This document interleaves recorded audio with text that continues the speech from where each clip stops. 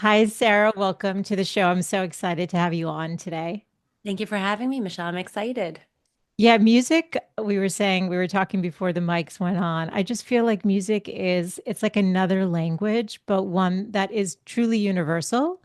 And it's so important. And your book is Resonant Minds. So it makes me curious. The word resonance is also very powerful. How did you come up with the title for your book? Oh, coming up with a title for the book was actually really hard. There are a lot of contenders wanting to make sure that it was not using the word mindfulness because there is a lot of, I wouldn't say controversy, but we are really deliberate in the book to talk about mindful action. So it was thinking, what is being mindful to me on a daily basis? I co-wrote the book with my father. So what really makes sense to us? And in that conversation about where we wanted to go with the direction of the book, it was like, well, what resonates with us? Oh, resonate. Music resonates when you connect with people and you're resonating with them. And it just made so much sense, not just as a musical term and finding resonance within the sound, but what resonates within all of us. And so that's the idea is to have the book create the, so to speak, musical toolbox of finding different tools to what resonates within every individually. Beautiful. I love that. That's so beautiful. Now, I'm very curious about you. So well, because I read your Thank book, you. but it's about the tools and all of the other stuff. But I know that you're a classically trained musician, educator. You started Mozart for Munchkins, Yes. and you love blending the music and the mindfulness as a tool for personal growth, which is so beautiful and powerful. I don't know of other programs like this. So I think that's partially what's so exciting for me. Tell us more. What is Mozart for Munchkins? So, since you mentioned your daughter, I'll mention my daughter. She has been brought up with music, and when it was time for me to transition into being a mother, I decided I still wanted to perform regularly. So when she was 4 months old, I was playing a piano concerto. That's when you're soloist with orchestra with the Chelsea Symphony, a piece called the Shostakovich Piano Concerto, a little dissonant. So she was a good sport and got used to really different type of music really early on. And she was the only baby in the audience. And I had invited a bunch of new parent friends saying, oh, this is, a big deal for me as a pianist to be soloist with orchestra. And a lot of them had said, oh, we'll be there. Of course, we won't miss it. But then most of them, actually, all of them missed it. And it was one of those moments where I can't fault a new parent for anything, but I was curious to know why. And the Yes. responses were, oh, well, I got really anxious. What if my baby needs a diaper change? What if they're hungry? What if they babble in the middle? And all of those are really reasonable responses. So I started poking around. I'm based in New York City, to see where we might be able to go to experience high caliber music, real music. Baby music classes are wonderful in their own right, with Old MacDonald and sing-alongs and things like that. But to be able to hear a concerto or a violin or Bach, and there's this huge gap for really early learners. And so it was that gap that I wanted to try and say, let's see if I can get some of my friends together and let's start with a concert and see what happens. So November 2017, created a website, posted the concert to a few mom groups, and I wasn't sure what capacity would really be like when you're talking babies and toddlers with live music. So capped it around like 50 adults, and it sold out within a week. Oh, And with that, wow. it was like, oh, okay, there's a real need for this here. So we had the first concert December 2017. My parents came up for it. There's a video I still have of my dad holding my daughter. I was playing Flight of the Bumblebee, and kids were buzzing around like bumblebees, and she's in the air. And my mother was there as well. And it was a really beautiful moment. And in that first concert, it was like there's a need for this and a want for this where parents can take their kids to hear live music, real music, and let kids be kids. And I think the impact on children in particular is huge, to be able to be themselves, and instead of the typical negative association with classical music is that sit with our hands folded, but to experience it. If we want more classical musicians in particular in the audience, we need to be able to make it inviting and be able to let children understand what it is to experience live music in that way. It's so beautiful. And you know what's cool about that? I think of like I went to the French Cultural Center to learn, to have my daughter learn French when she was a year old. The class was as much for me as it was for her to be I love exposed. that. But what you're saying is like, what a gift for the children and what a gift for the parents. Because what's more magical than sitting and listening to music among community and being able to have your kids there and be free? Like, that's like what you created is so amazing. It's just so beautiful. I love the concept because it feeds everyone. I love that. And that's the idea. At this point too, we're going under some conversations about our name because it's very limiting. Mozart for Munchkins started because I'm a classical pianist, but we have jazz, we have bluegrass, we have a program coming up next month that uses favorite things from Looney Tunes and Mario themes. And so we try to make it every program really unique and different. And in terms of the community aspect, as you're a new parent and it's hard to meet people sometimes. And this was a space where parents could get to know one another. We have regulars that were with us when their baby was a few months old, and now they're with us with their newborn again. And that's really beautiful to have the same community come back time and time again. I love this, Sarah. That's so great. And they're coming together like with an interest in the music, which is beautiful because that already, it's sometimes it can be hard to make those friendships. And you're going to find people with who are aligned with similar interests. I found one of my best friends at that French class for our babies. Oh, We're still friends. I mean, my daughter's 16 now, and our kids met when they were like 1 year old. So I think that's beautiful because what you've created is so much broader. You talked about music is an essential part of our lives and creates connection, and that's literally what you're doing with your work. thank you. I have to ask, are you a French speaker or was it something you just wanted to expose your daughter to? I was always taking classes there. It's sort of like what I shared with you before the mics went on. I've studied French. I am Mhm. my last name is Lemereux, but it's my married name. I love Mhm. the language and I'm not fluent, but I love being around all things with I French. love that. Still do my Pimsleur app as often as I can. I love that. And I think Yes. that that's part of it. Like I said, I think classical music is daunting to a lot of people, but when you are in exposed to something in a new way that's inviting or you might not know a lot about, it you have the potential to meet your best friend that you're still in touch with or just create a different community that you wouldn't have known otherwise. Totally, totally. So talk to us about, I just am very curious about your background. So you're classically trained. When did you pick up your first instruments, Sarah? Because obviously music is a part of your soul. It's yeah, like we were talking earlier too. I remember some of my earliest memories are to falling asleep to this will date me a little bit, but a good old transistor radio next to my bed, and falling asleep to the classical music station. And it was pink. It had, an antenna sticking out of it. Um, and I have two older sisters, and both of them were taking music lessons, piano in particular. And my middle sister, she's just 20 months older than I am, was having lessons. And I used to watch and kind of peek my head around the corner. And what is she doing? What is she playing? Then after all her piano lessons, I would go in and I would try to figure out what she was playing. She hated that. And I was able to figure it out. It's like, ooh, now watch me play the same song with my toes. How about my nose? And I just loved it. And so from that, of my parents saying, what is Sarah doing here?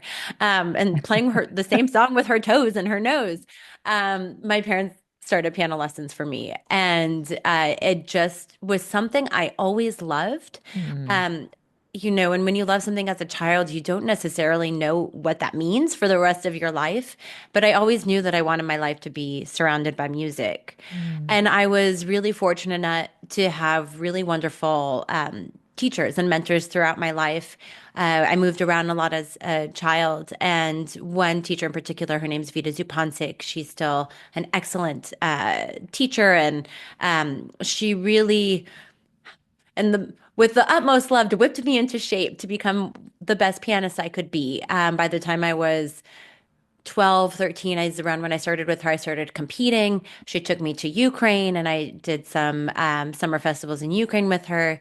And it really just was, this is what I'm doing. This is my life. And it was never a question. You know, I get that a lot, like, well, how do you know? Or how much do you push? Or how much do you ask to practice? And it's a really hard question because I loved it from a Yes. really early age. And where it's been hard at times, it was never like, ah, this is something I'm going to quit. It's, we'll figure it out.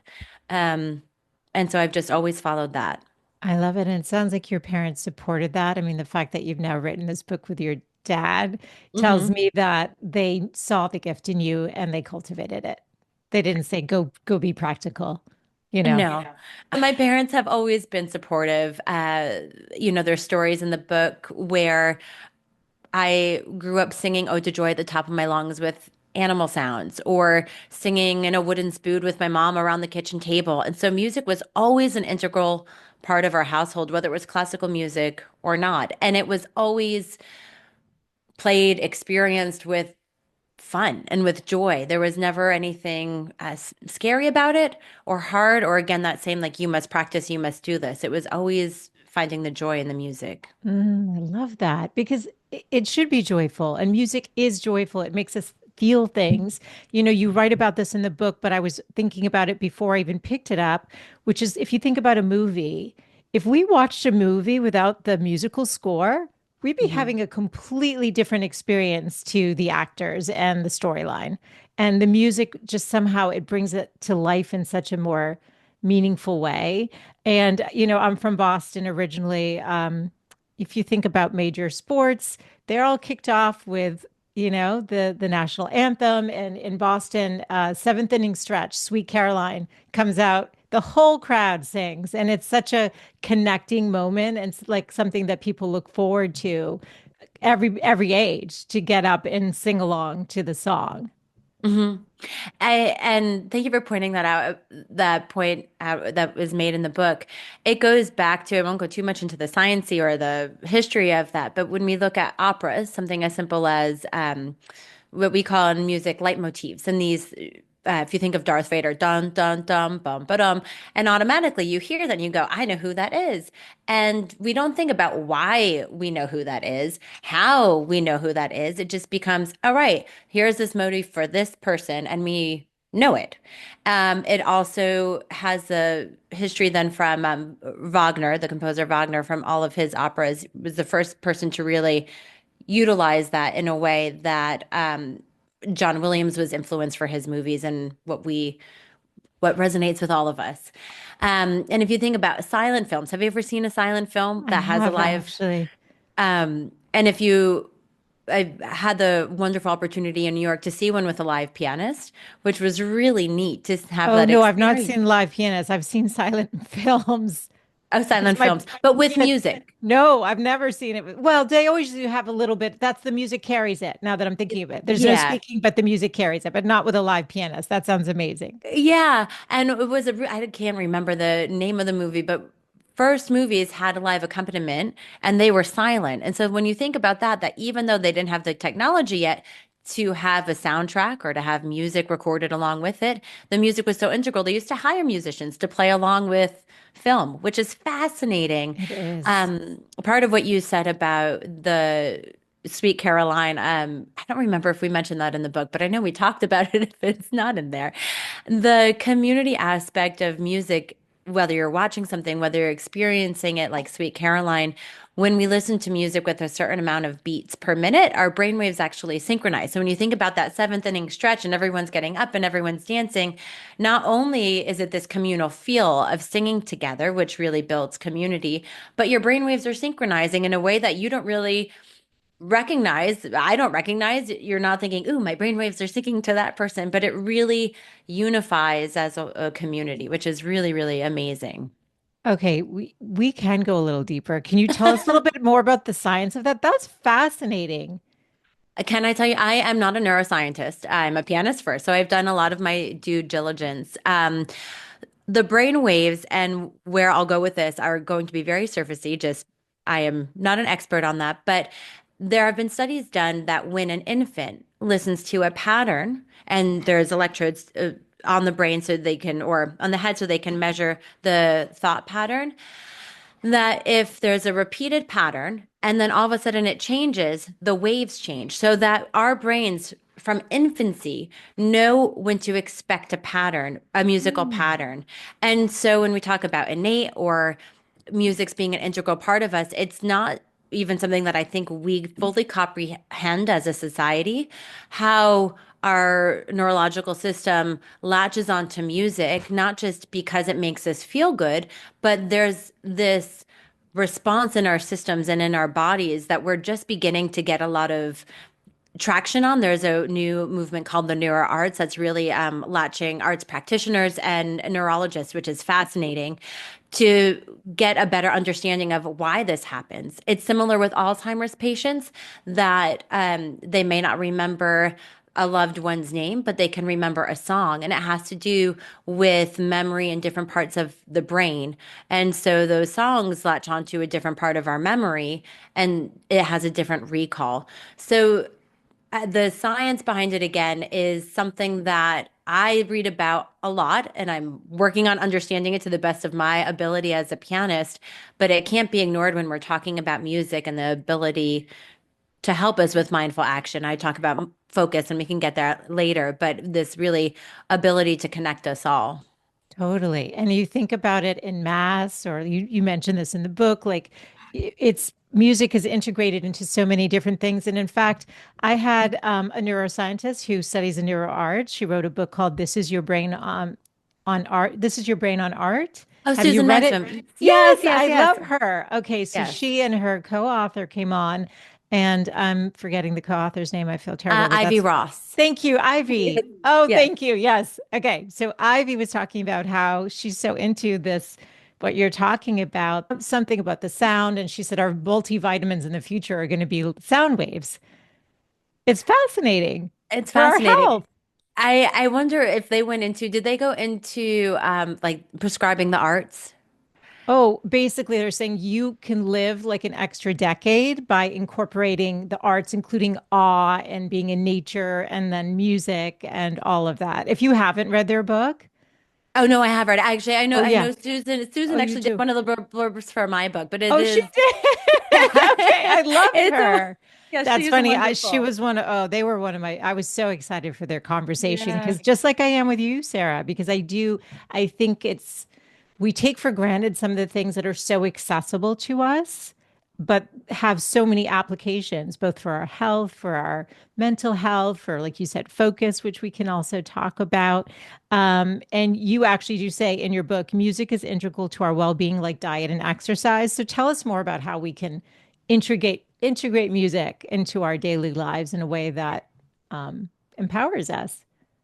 Yeah, so there's a countless ways that we we can do that. And I think one of the first ways to really work on integrating music, you know, and if you're a family, if you're a teacher, if you're in an office, is finding the way that it resonates with you and then to be able to reach that to others. And what I mean by that is when we wrote the book, we wanted to be a movement of resonant minds and creating communities, but you can't do that if you don't like it. Put your life vest on first. So let's find out how music works for us.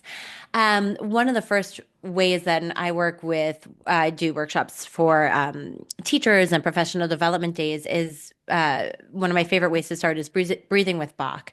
And where I know that my musical choices are not necessarily your musical choices or their musical choices, it's a starting place.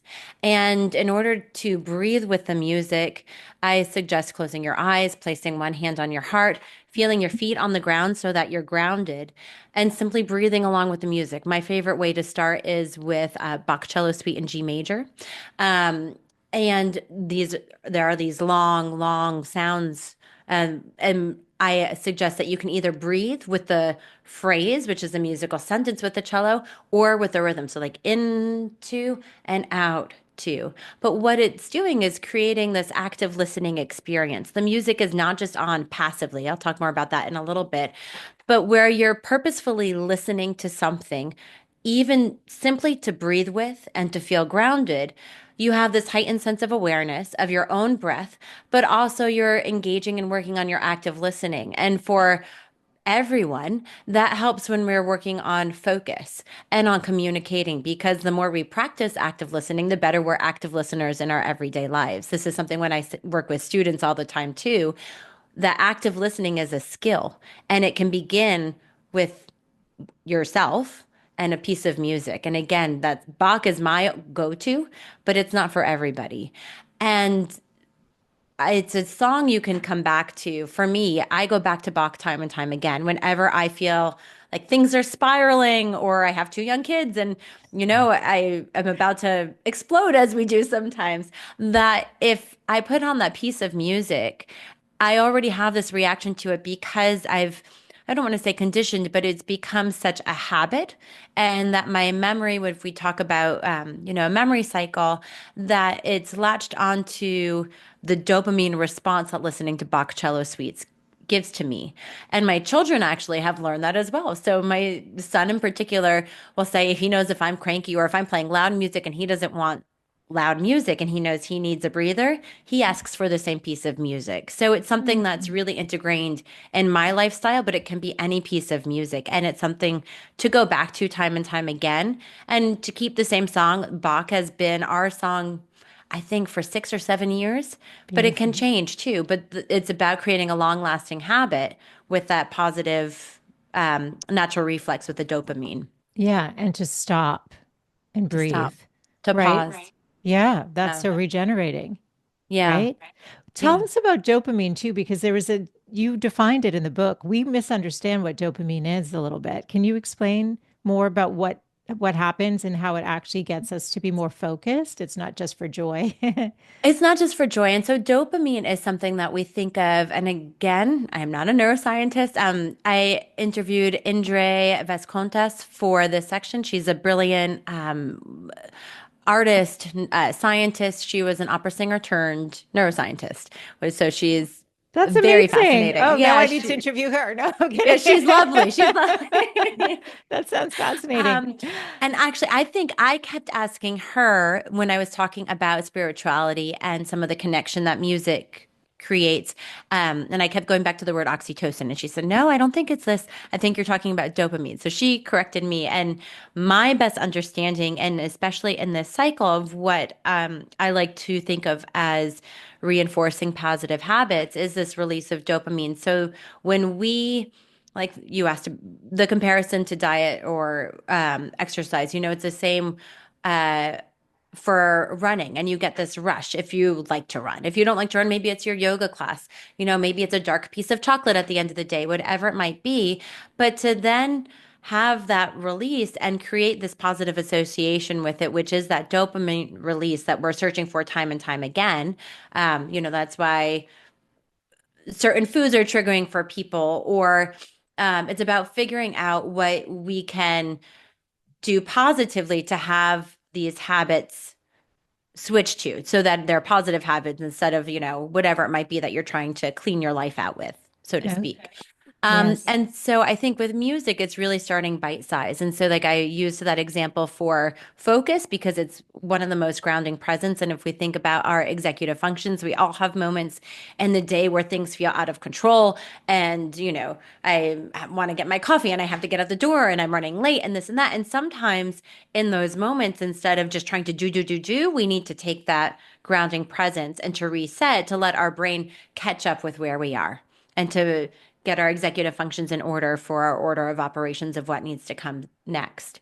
But that being said, when we talk about a musical toolbox, focus is just one tiny element. And something might be, if you're having a bad day, finding that song that really lifts you up, because music has that power to boost our mood. And if we listen to sad music, we might continue to feel sad. And there's research that suggests that if you are depressed or feeling anxiety and you continue to listen to that, it tends to pull you down even further. And sometimes we want to feel sad. But to cognitively and to purposefully say, nah, I need to get out of this, to pick a song, to dance to listen to sing at the top of your lungs. But it's using that mindful action, that mindful spark of, ha ha, I can change this with one song. What am I going to do? And to use that. That's that tool that we have at our fingertips, in our phones, on our computers at any moment throughout the day that I believe is underutilized in daily life. Totally. And you connect, you've talked about it a few times. You keep using the word mindfulness. So, music and mindfulness, do you have daily practices, things you do with your kids, anything you can share with my audience about how to be thinking about music as a pathway to mindfulness? Yeah, so I think studies have shown that about 14% of people practice or have practiced some type of mindfulness or meditative um, behavior in their lives. And so 14%, like that's great. That's a good start. But when you think about music, the average American and over 70% listens to 3 hours or more of music a day. And that's staggering when you think of those two statistics back to back. Yeah. And again, it's on actively listening and purposefully using music throughout our days. And that's what I mean by mindful action or mindfully picking the soundtrack for our lives. And I don't have music on all day. That would drive me nuts. That would drive my family nuts, my neighbors. But it's on figuring out those songs then when we need them, and to taking that pause and say, oh, I'm going to select this because I feel blank. And that mindful action is, to me, that's what mindfulness is. It's Mm, not the same for everybody, but it is creating a presence and awareness in ourselves. And I think that idea of using music to shape our emotions or to help us get through a task we're struggling with. Maybe we want to purposefully passive listen because we're working on a project and we're feeling stumped, and passive listening, purposefully passive listening ignites something called our default mode network, which really sparks our problem solving skills. And so, how can we do that? So, in the book, there are guided activities. When I was just talking about the purposeful passive listening, and one of my favorite ways to do that when I work with communities is to play a piece of music and to let people take it on their own. I'm not actively asking you to listen to breathe to the music there or pick out the melody, but let the sound wash over you. Maybe we're going to draw what you hear. Maybe journal, write a poem, just stare at the blank page, doodle. There is no pressure to create something, but to just feel the music and let it be a part of you.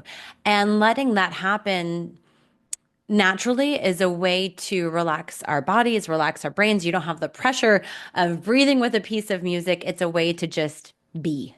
And so that's one of the activities. And we also do movement based things. I can go into that, but I feel like I'm going on a long time here. you're not. It's so cool. And what's interesting is I'm relating so much because I know when I've been through hard times, music has been as much of a therapist as a therapist. Like it's helped me heal.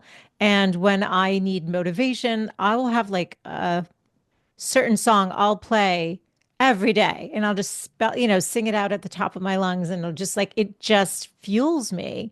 And then I'll get sick of it. And then there'll be like a new theme song because I don't need that. It almost helps give you, like you said, it's a mindful choice, but it also helps on so many levels. Like it's really fascinating.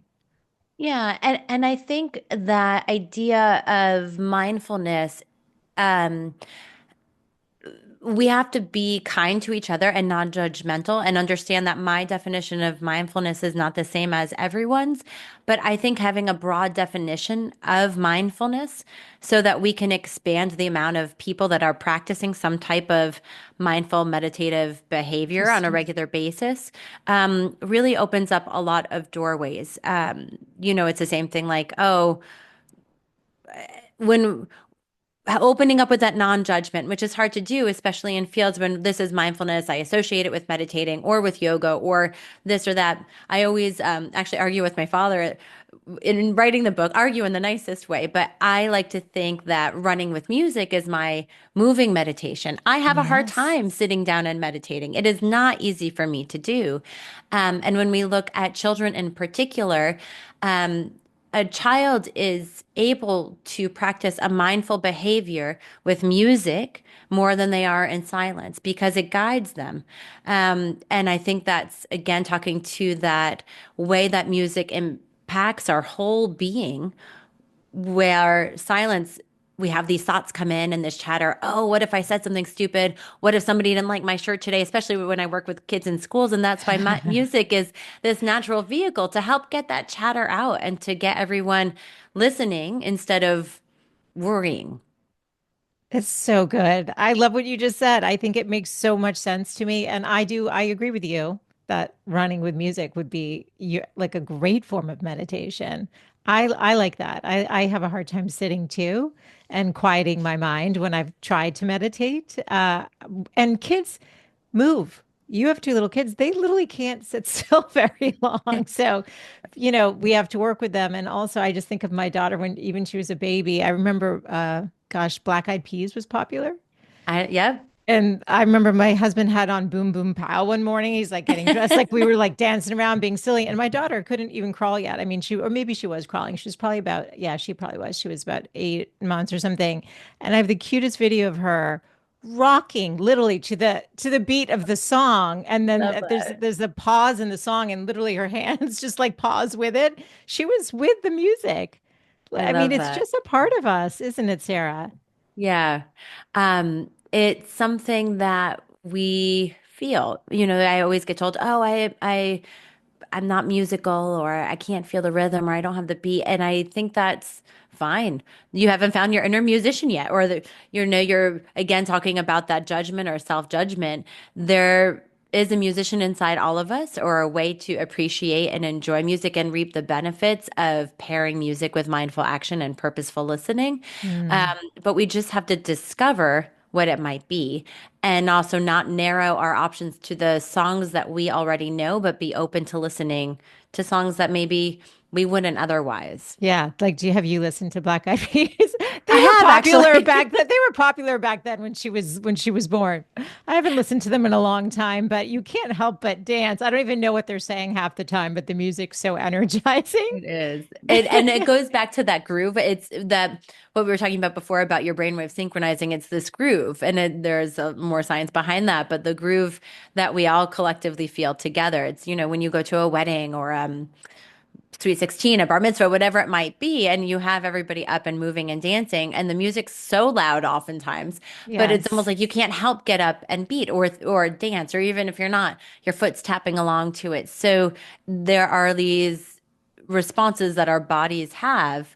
When we work with children in particular, they're always really shy and kind of sitting away from us. And then as they get to know us better, they come up and get really comfortable. But we do a lot of call and responses or drum circles to let everyone feel like they can have their own rhythm and connect with other people that way.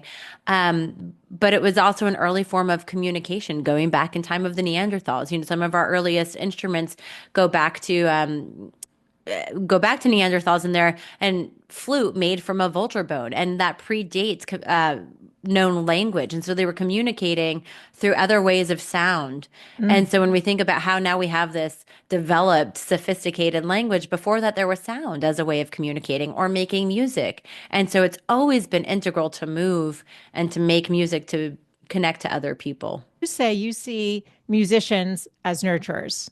From your book, you were talking about like teachers, firemen, chefs, nurses. And you do talk about working with school settings and also corporate. So there's a lot of Mhm. professional women here. How can music be used as a tool for leadership and motivation? How can somebody Yeah. use that? So that's where my father comes in a lot. He has been a superintendent of schools my entire life, and has always used music, whether it's in a speech, and then he uses a song to connect everyone, or at a giant conference and hand out 200 kazoos and have everyone play You Are My Sunshine on a kazoo. And so it's a way of breaking barriers, especially in leadership, where we often feel that there's this wall where we can't quite necessarily connect, but through that music that we can break that fourth wall. I talk about this in concerts also, but it's just as important in leadership. Think about a conductor on stage. Think about a chef in the kitchen or a CEO with their doors closed. That when we use music as a tool to connect us, these invisible barriers that we imagine when we think of a leader at the top are broken. because music is for everybody and it connects all of us.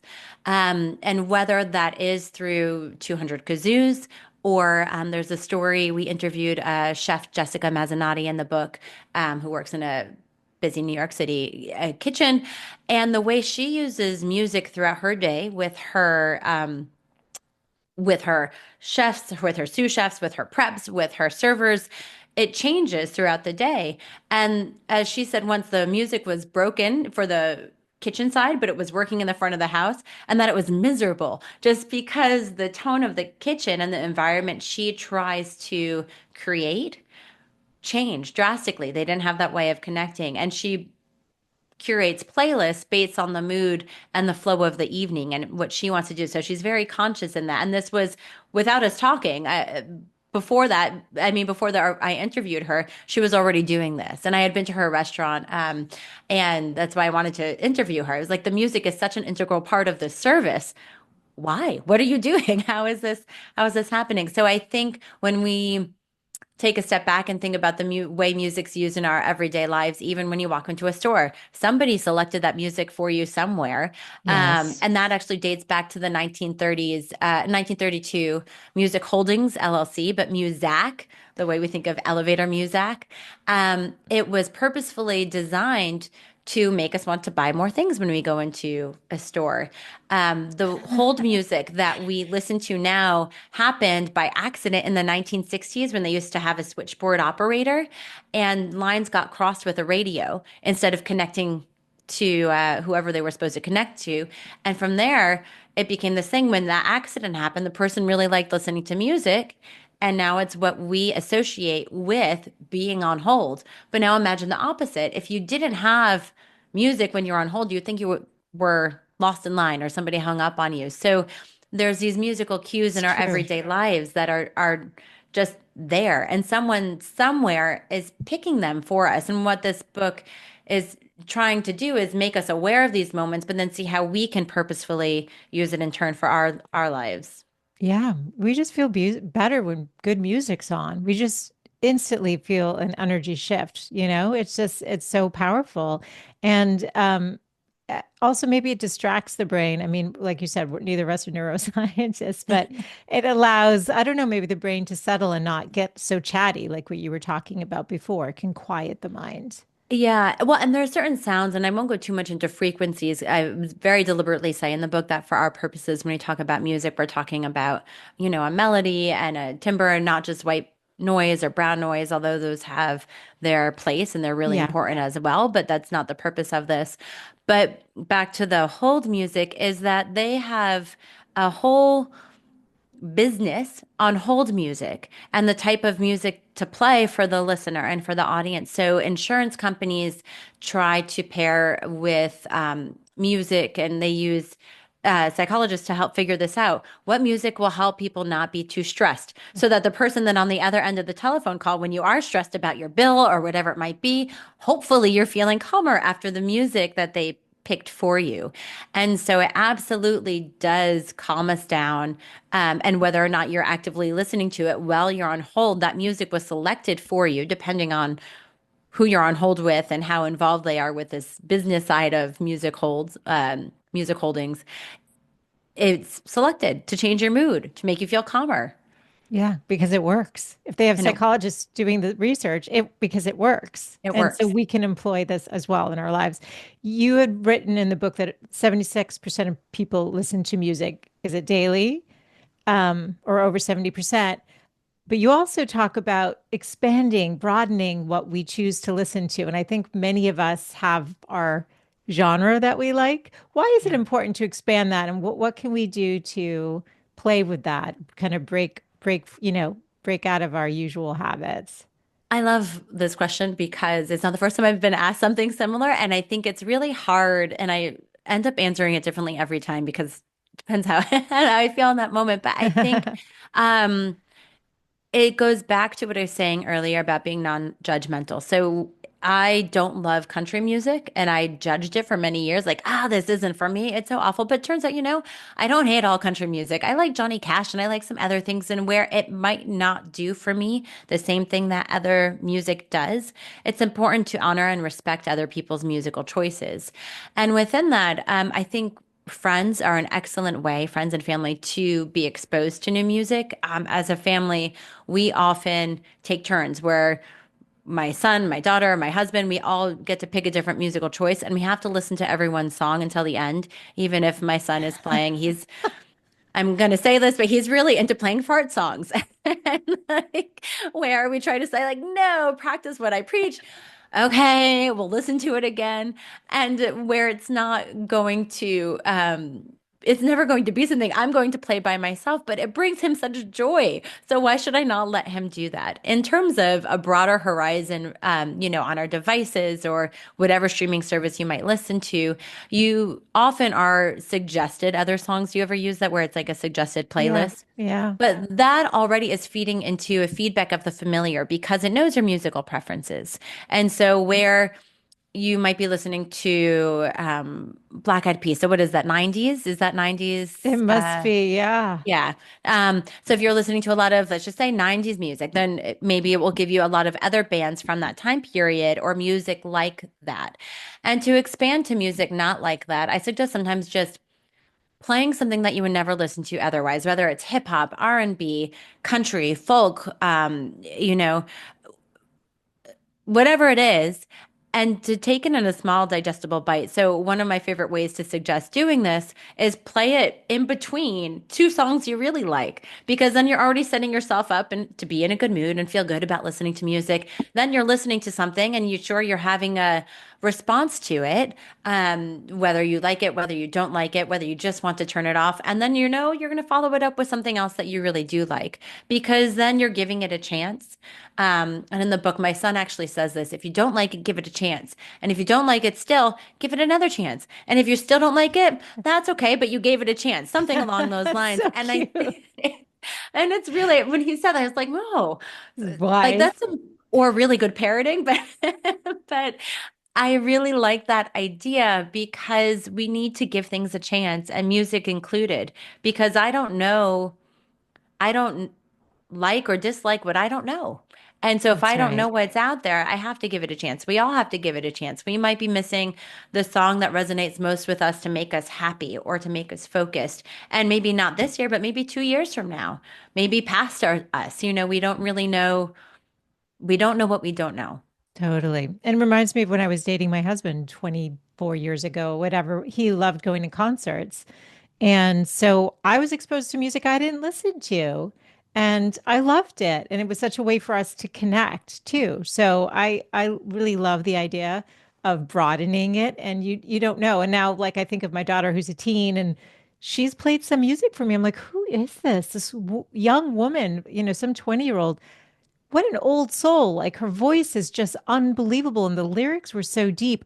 Never would have had any idea who she was. She would never be on my radar at all.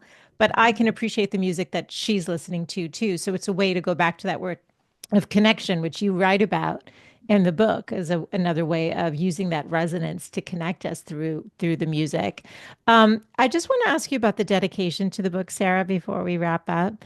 It Okay. says, to our family, to life.